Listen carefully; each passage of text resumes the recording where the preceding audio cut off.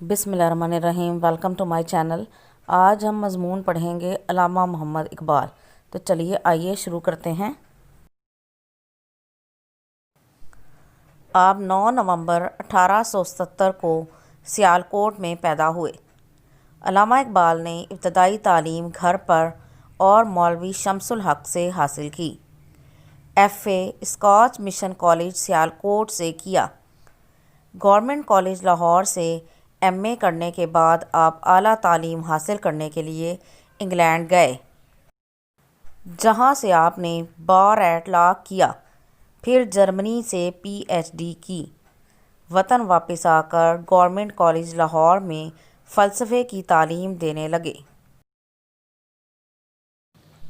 علامہ اقبال نے اپنی شاعری کے ذریعے مسلمانوں کو ان کا شاندار ماضی یاد دلایا۔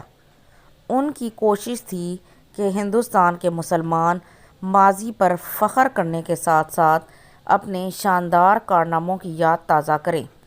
ان کی نظموں میں قوم اور وطن کا درد نظر آنے لگا۔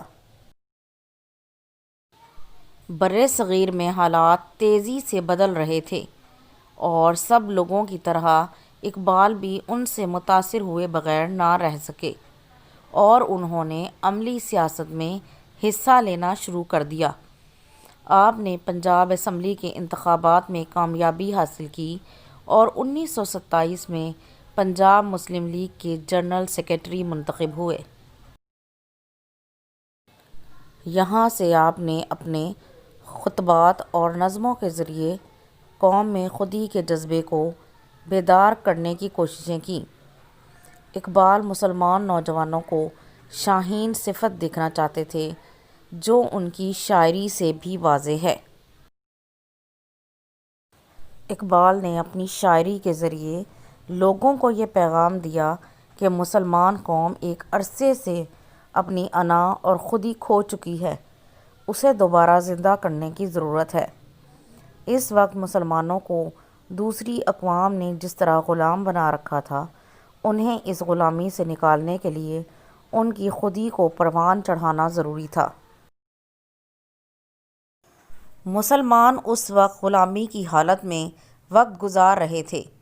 ہندو اور انگریزوں نے مسلمانوں کی ترقی کے سب راستے بند کر دیے تھے۔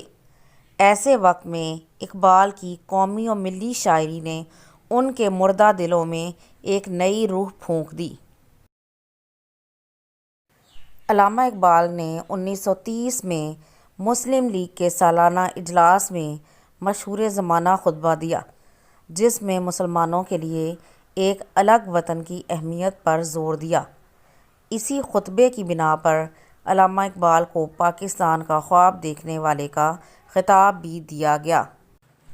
آخر کار علامہ اقبال اور قائد اعظم کی کوششوں سے ہندو سیاسی لیڈر اور انگریز حکومت بھی مسلمانوں کو علیحدہ قوم تسلیم کرنے پر مجبور ہو گئی۔ آخر کار 14 اگست 1947 کو مسلمانان ہند کی کوششوں سے یہ ملک دنیا کے نقشے پر ابھرا۔ مگر مسلمانان ہند کو ایک الگ اسلامی وطن کا خواب دکھانے والا شاعر اور فلسفی اس ملک کے قیام کو نہ دیکھ سکا۔ آپ اپریل 1938 کو اس دنیا سے رخصت ہوئے۔ اگر آپ کو یہ ویڈیو پسند آئی ہے تو اسے لائک اور شیئر ضرور کریں، اور اس طرح کی مزید ویڈیوز کو دیکھنے کے لیے میرے چینل کو سبسکرائب ضرور کریں۔ Thank you.